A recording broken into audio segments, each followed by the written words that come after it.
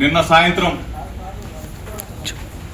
మన మైలవరం, చండ్రగూడెం, పుల్లూరు, తోలుకోడు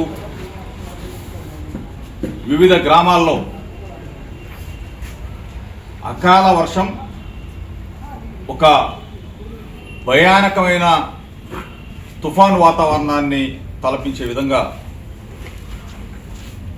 ఎప్పుడు కూడా చూడనటువంటి గాలి దుమ్ముతో వచ్చిన ఈ అకాల వర్షాన్ని ఉదయం 10 గంటల దగ్గర నుంచి ఇప్పటి వరకు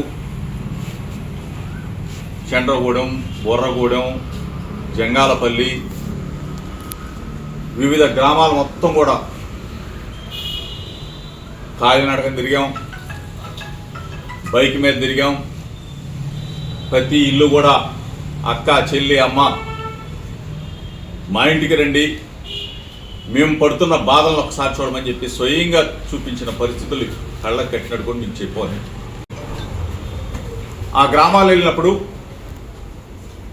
ఆ బజార్లు తిరిగినప్పుడు, ఆ గడపలకు వెళ్ళినప్పుడు ఇప్పటి వరకు కూడా ఒక్క అధికారి మా ఇంటి దగ్గరికి రాలా, మమ్మల్ని పలకరించలేదు, కనీసం మాకు ఓదార్పులు కూడా ఇవ్వలేదని చెప్పేసి చెప్పిన పరిస్థితులు, దయనీయమైన పరిస్థితులు.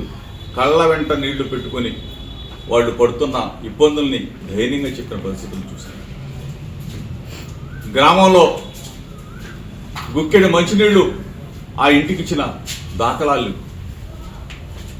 వాటర్ ట్యాంకర్లు లేవు సరిగ్గా. కొన్ని చోట్లయితే వీళ్ళు ఆ పార్టీ, వీళ్ళు ఈ పార్టీ అని చెప్పేసి మంచినీళ్ళ దగ్గర కూడా ఎక్కడా చూడలా. మంచినీరు సరఫరా చేసే దగ్గర కూడా పార్టీలను చూసి సరఫరా చేస్తున్న పరిస్థితులను చూసాం. మరీ ముఖ్యంగా ఈ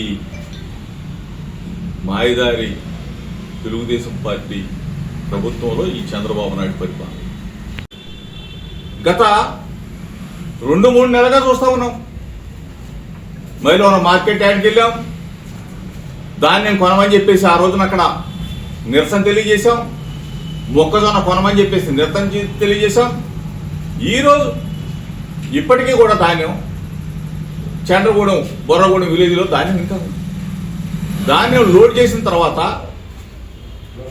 రాత్రి పడిన వర్షానికి మేము తీసుకోమని చెప్పేసి చెప్తున్న పరిస్థితులు అధికారులు. ఒక రెవెన్యూ అధికారి లేడు, ఒక అగ్రికల్చర్ అధికారి లేడు, ఒక సివిల్ సప్లై అధికారి లేడు, గ్రామాల్లోకి పర్యటించలేదు, గ్రామాల దగ్గరికి, రైతుల దగ్గరికి వెళ్ళాలా, ఇబ్బందులు పడ్డ ఇళ్ల దగ్గరికి వెళ్ళి కనీసం వాళ్ళని పరామర్శించాలా. ఇప్పుడే ఆ గ్రామాల్లోకి వెళ్ళినప్పుడు ఎమ్మెల్యే వచ్చాడు, ఏదో బండికి మామిడి తోటల దగ్గర పోయాడు. ఆ మామిడి తోటల దగ్గరికి వెళ్ళి సరాసరి నేరుగా వచ్చి మీ ప్రెస్ వాళ్ళతో మాట్లాడాడు, మళ్ళీ పోయాడు. ప్రజాప్రతినిధి చేయవలసిన బాధ్యత ఇదేనని చెప్పి అడుగుతా ఉన్నా. కనీసం ఇంత విపత్తు జరిగితే దగ్గరుండి అధికారులని, ఆ సివిల్ సప్లైస్ వాళ్ళని,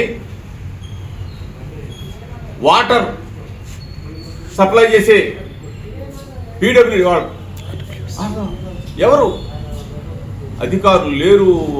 ఎమ్మెల్యే వచ్చి చూసి వెళ్ళిపోయాడు. అదేమంటే నన్ను అడిగితే పనికిమాలలో మాట్లాడుతున్నారని చెప్తున్నాను. ఎవరు పనికిమాలు? మీరా, లేకపోతే మీ ప్రభుత్వమా? స్పందించే గుణం ఉండాలి. కష్టాల్లో ఉన్నప్పుడు, బాధల్లో ఉన్నప్పుడు వాళ్ళకి చేయూతనివ్వాలా, వాళ్ళకి అండగా ఉండాలా, మేము ఉన్నామని చెప్పి చెప్పాలా. ఈ ప్రభుత్వాన్ని డిమాండ్ చేస్తా ఉన్నా, జిల్లా కలెక్టర్ని అడుగుతా ఉన్నా. ఇక్కడ ఎట్టకు ఎమ్మెల్యే పావలా ప్రసాద్ ఏం చేయడు మనకు తెలుసు. ఎందుకంటే అందులో పావలా వస్తేనే, ప్రతి దాంట్లో 25% వస్తేనే దాన్ని పట్టుకుంటాడు, లేకపోతే వదిలేస్తాడు. పావలా ప్రసాద్ గురించి మనం మాట్లాడుకోవాల్సిన పనులా, ఆ టైం కూడా వేస్ట్ చేయాల్సిన పనులా. అధికారులకు చెప్తా ఉన్నా, అధికారులు ఎమ్యూనరేషన్ చేయండి, ప్రతి ఇంటికి తిరగండి, ప్రతి గడపకి వెళ్ళండి. డాబాలు ఉన్న ఇళ్ళు తప్ప రేకులు ఇళ్ళు మొత్తం కూడా కొట్టుకుపోయినాయి, ఇళ్ళు అయితే మొత్తం కూడా పడిపోయినాయి. కనీసం టీవీలు పగిలిపోయినాయి, వంట సామాగ్రి చల్లాచెదురైపోయింది.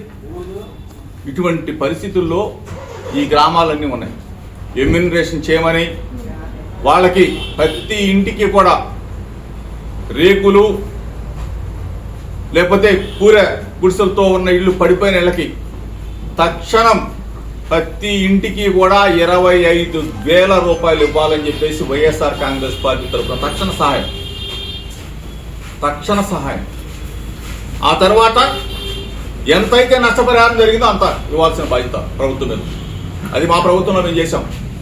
మా జగనన్న ముఖ్యమంత్రిగా ఎక్కడన్నా విపత్తు జరిగితే వెంటనే వాళ్ళని ఆదుకున్నాం, వెంటనే వాళ్ళకి ఆసరాగా నిలబడ్డాం, తెల్లారిపాటికే డబ్బులు ఇచ్చాం, వాళ్ళకి కావలసిన ఆహార అవసరాలన్నీ కూడా తీర్చాం, హెల్త్ డాక్టర్స్ని పంపించాం, వాళ్ళని కంటికి రెప్పలా చూస్తాం. రాష్ట్రంలో ఎక్కడ విపత్తు జరిగినా సరే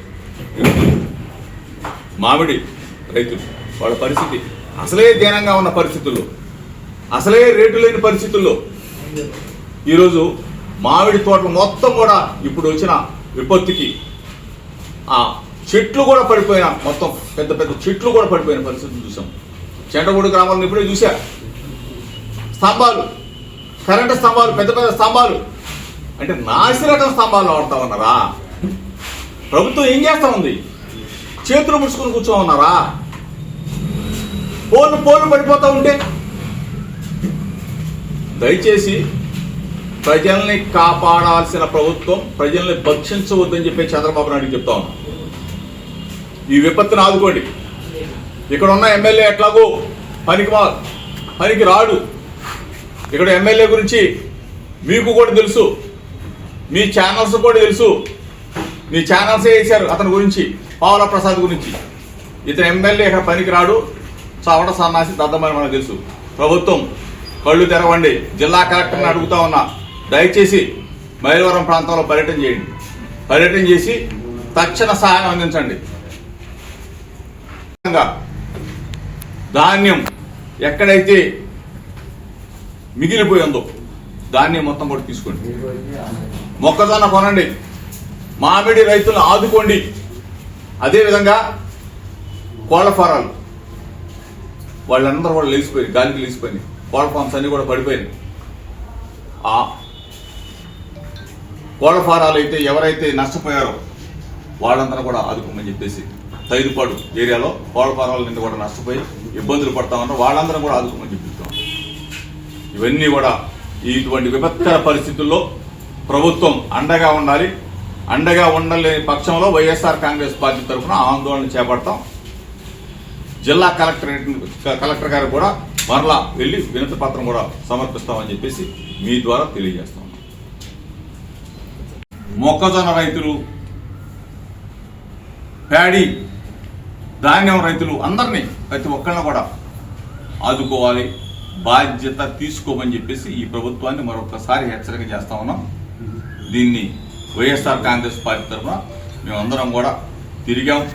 మా నాయకులు పామర్తి శ్రీనివాసరావు గారు, ఆంజనేయులు గారు, తిరుపతిరావు గారు, అందరూ కూడా, శ్రీనివాస్ గారు, బీసీసీఎల్ నాయకులు అందరూ కూడా, మొత్తం కూడా జిల్లా ఎస్సీసీఎల్ నాయకులు ఉన్నారు, రాష్ట్రంలో ఉన్న నాయకులు అందరం కూడా ప్రతి గ్రామానికి వెళ్ళాం, ప్రతి గడపకి వెళ్ళాం, వాళ్ళ ఇబ్బందుల్ని గమనించాం, వాళ్ళని ఓదార్చాం. వైఎస్ఆర్ కాంగ్రెస్ పార్టీ తరఫున జగన్మోహన్ రెడ్డి గారి నాయకత్వంలో మేమందరం కూడా వాళ్ళందరికీ కూడా తోడుగా ఉంటామని చెప్పేసి మీ ద్వారా తెలియజేస్తాం.